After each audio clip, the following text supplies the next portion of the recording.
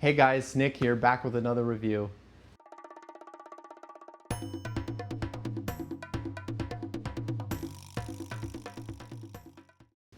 Today we're going to talk about the Line Magnetic LM34IA, and this is a really unique amplifier in the fact that it's a tube amplifier that accepts both KT88 and EL34 tubes. One of the other really cool aspects about this is that it's all hand wired point-to-point wiring.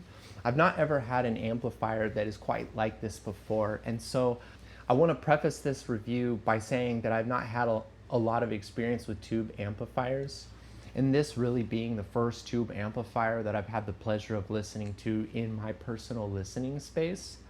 My adventure with tubes really began probably like 2 or 3 years ago when the Wilsonton R8 and then like some of these other Chinese amplifiers started to be released onto the market. Line Magnetic as a company is a little interesting because, at least in my research, from what I gather, Line Magnetic is a Chinese-based company, or rather these are produced out of China or made. It should be noted that when you go online, you can find a website for this that's based out of Europe. So there's a French distributor and an English distributor.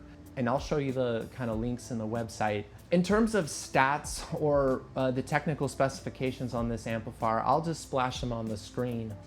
But what's important to note is that this amplifier will deliver 40 watts into 8 ohms or 4 ohms respectively. I cannot find online what its rating is at, or what its listed rating is with EL34 tubes. The listed rating that it provides is with KT88s. If we just go off of some of these other amplifiers that are very similar KT88/EL34 tubes, I would probably gather that it's about half the wattage, so probably like 20 watts. What is typical with tube amplifiers is for people to recommend really high efficient speakers. That being said, the speakers that I am going to be testing out with this amplifier for this review are my KEF LS50s. This is kind of, for me, unlocked a whole new level, or unlocked something completely different within these KEF LS50s. What I want to say about that is that for me, I purposefully chose to go for a tube amplifier to pair with these KEF LS50s because it is something that I was always curious about, or I had gathered enough kind of intel online to kind of be curious about it. Or what I want to say, at least with respect to its power delivery, is that you may be surprised at its performance.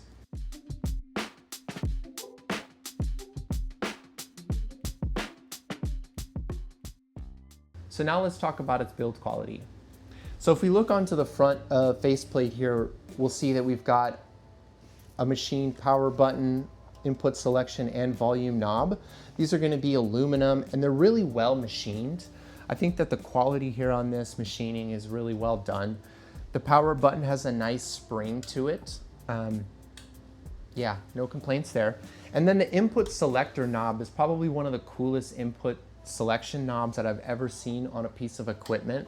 It's this really nice machined cylinder with this pin that sticks through it. Has a really nice feel.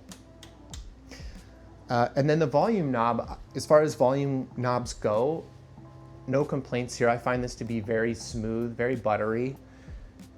You know, some amplifiers will have a sense of momentum or weight behind the volume knob. That's not found here. And then the volume knob has an LED indicator in it with some screen printing surrounding it to help indicate where you are in the volume knob. And then in terms of inputs, it should be noted that this can be used as a preamplifier and an integrated amplifier. For the purposes of my review, I will talk about it as an integrated amplifier, and then maybe toward the end I'll talk about its use as a preamplifier with my Schiit Freya Plus. So in addition to the preamp, there's going to be 3 main auxiliary inputs. This thing is an absolute beast at 50 pounds. It has a really nice automotive grade finish on it, nice gloss black finish. The chassis itself is steel, and then the faceplate is going to be a nice thick 3/8 inch thick aluminum. It has a really nice tube cage here, which, unlike some amplifiers or some of these tube amps that I've seen that have really cheap tube cages, this is probably one of the nicer looking tube cages that I've ever seen. It's kind of perforated metal, fully welded on the inside, polished, really nice paint job. And then it's got some sort of banana clip system to allow this to clip into the top of it. So it's really nice. And then if we come up to the top, we'll find controls for bias adjustments on the left and the right channel for the four power tubes, sorry. In addition to that, there's a rocker switch to select between the KT88 or the EL34 tubes. And then there's also a bias adjustment window here. I had already mentioned that the power tubes and what it can select KT88 or EL34 tubes. And then over here at the line in stages, we have two 12AU7 tubes and one 12AX7 tube. If we come around to the back of the amplifier, we'll find that we've got speaker taps for 8 ohm and 4 ohm. With some amplifiers like this, or some tube amplifiers, you have to open them up and flip a rocker switch on the inside to flip over between 8 and 4 ohms. So this is kind of a nice quality of life upgrade from some of those. That being said, it doesn't have auto biasing, which I'll talk about when I talk about the maintenance or operation, which would be kind of nice to have auto biasing. In retrospect, it's something that I think about now. It has a standard IEC power cable, and then you'll find your inputs on the back, which are just standard RCA gold plated.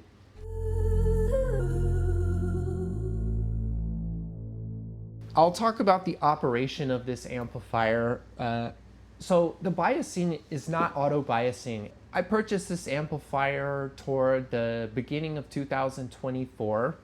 Probably about 9 months later, I had a tube blow in this. In addition to that, I had a capacitor blow as well, which was a little scary and something that I was very much worried about. I had been looking at this amplifier and some of these others for a while, and it was something that I really wanted to listen to, but my biggest fear with this or some of these other hand-wired Chinese amplifiers is that if something were to go wrong, would there be a support network? And so I got lucky because I ended up finding this amplifier used in a local shop near me. Speaking with that shop, they reassured me that if something were to go wrong, that they could repair it. And so I think if you're thinking about looking at buying this amplifier, something you may want to do is reach out to a local shop or find a technician in your specific area and just say, hey guys, I'm looking at this hand-wired point-to-point tube amplifier and I'm a little nervous. If something goes wrong, could you guys help me repair it?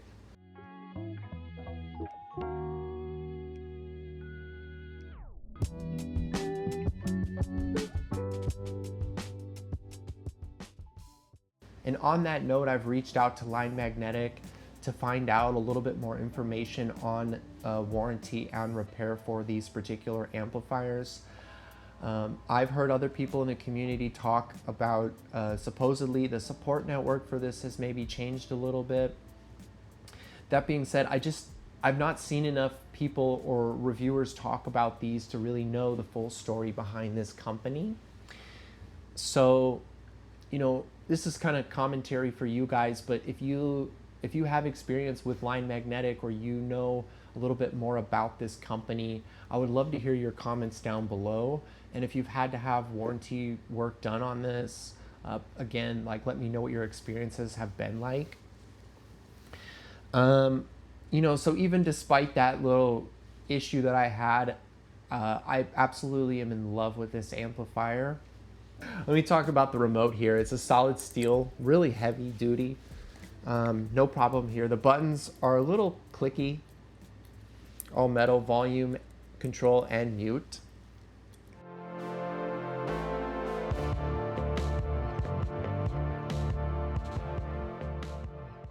So now I want to talk about sound quality.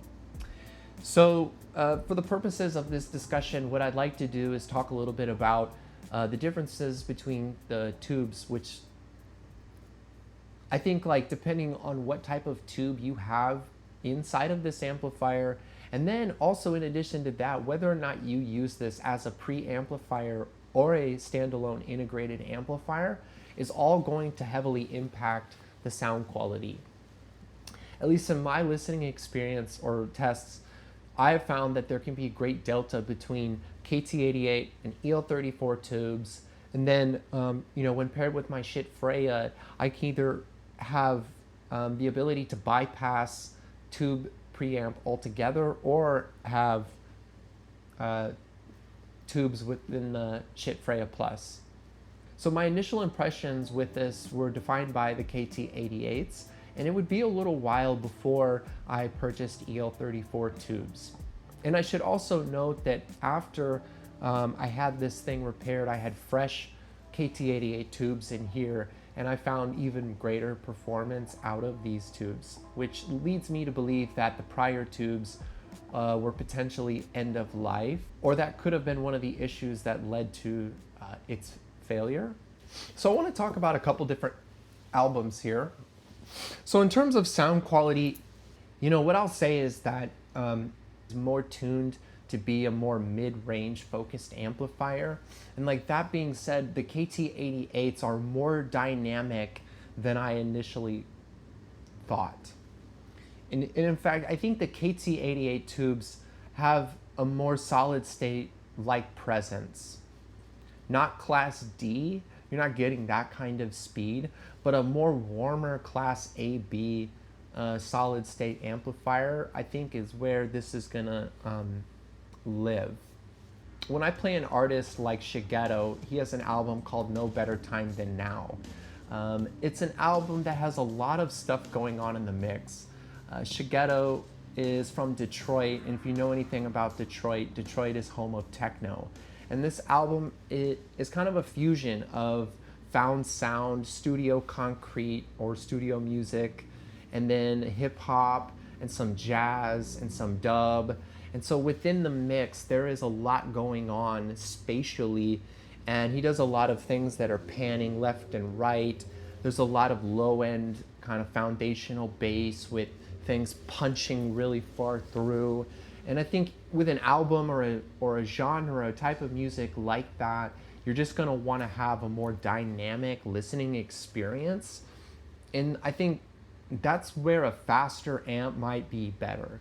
That's where a more full frequency range is gonna just be a better listening experience. Because when I play something, or when I play that album on the EL34s, there is just a drastic cutoff on the top and low end, or at least that's how I perceive of it.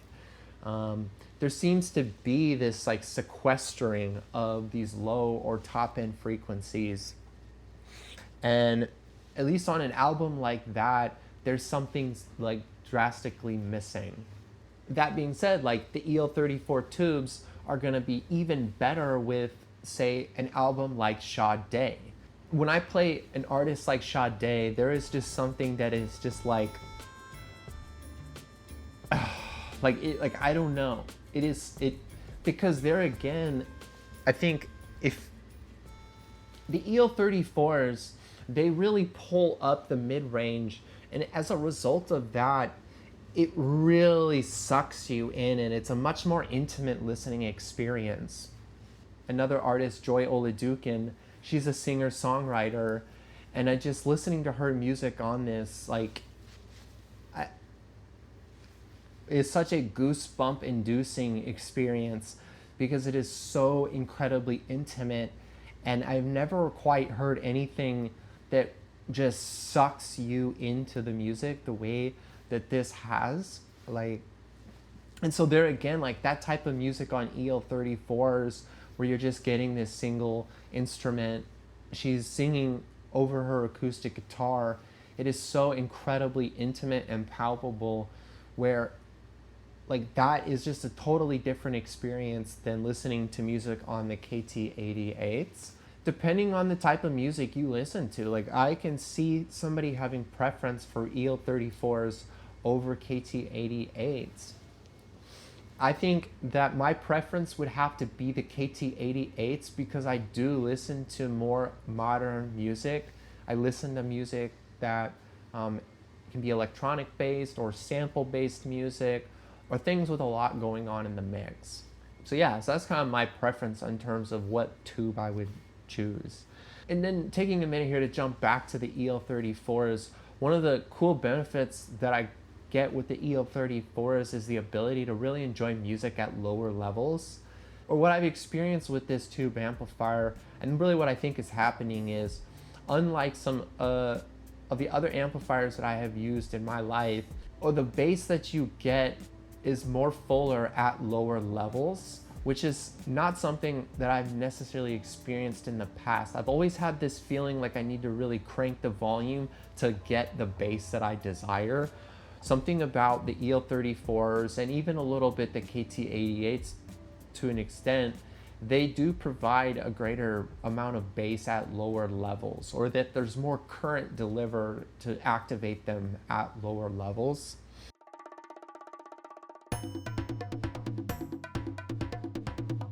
So who is this for? I really think that you buy this amplifier if you want to make your life difficult.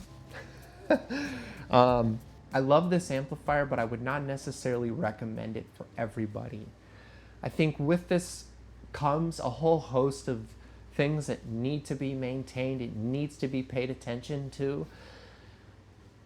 This amplifier not having auto biasing means that you're going to need to check the bias of these tubes so that they're burning evenly, and something you're going to want to have to do at least once a month, or frequently. I also think that this thing puts off a ton of heat. If you're somebody that lives in a warm, hot climate, this might not be the amplifier for you. Where I live, it's mostly cold most of the year, and so this is fine in my environment. That being said, I'm going into summer, so it does get hot, right?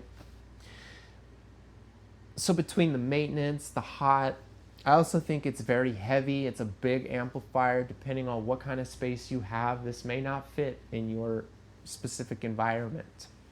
This is an amplifier that is for somebody that I think wants a little bit of color in their sound. I think having the ability to swap in and out of tubes means that there's almost infinite possibilities in its ability to be tweaked and changed. And that may appeal to you and it may not. I think for me, that's a really kind of cool feature to have. That being said, there's almost this sense of like, there's no permanence in what it can sound like, which I think makes my review of this a little bit difficult, because I can really only talk about it and how its performance is with these tubes, which I'm using Electro Harmonix EL34s, and then these are Gold Lion KT88s.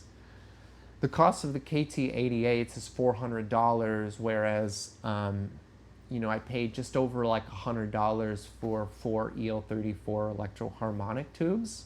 So there's a big delta in those tubes as well. And I wonder if part of what I'm hearing in the EL34 tubes is just that's the particular tube, because there are much more expensive EL34 tubes out there on the market, but I have no experience with that. So just take that into consideration.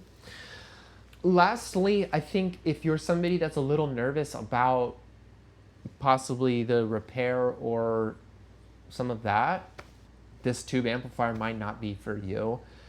That being said, it could also be a really cool feature for somebody if you're a tinker or somebody that wants to play around with the internals of this, because it's point-to-point wiring. I'd imagine that if you're like a competent solderer, you could probably swap out capacitors or upgrade things within this. So it could be like a cool test bed for somebody that wants to tinker. In my experience, or in my listening room here, this truly is one of my favorite listening experiences to date. It's very hard for me to put this thing down if it were.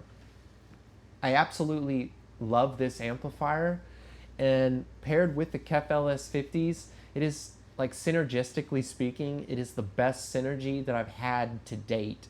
And I think that's because the KEF LS50s have always leaned a little bit brighter or lacked a little bit in the mid-range. And so I think the tubes, or what these are doing, it's helping pick up that mid-range and fill out some of those frequency ranges.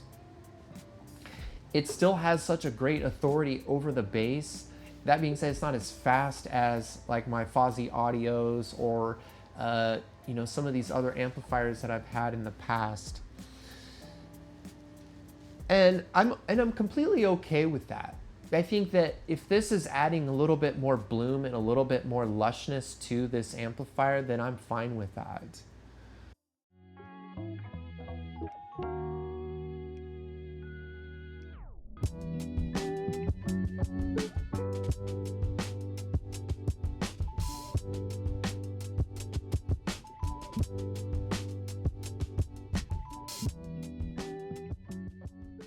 You know, my final conclusions of this amplifier is that it is just the most lush holographic sounding amplifier that I've had in my room.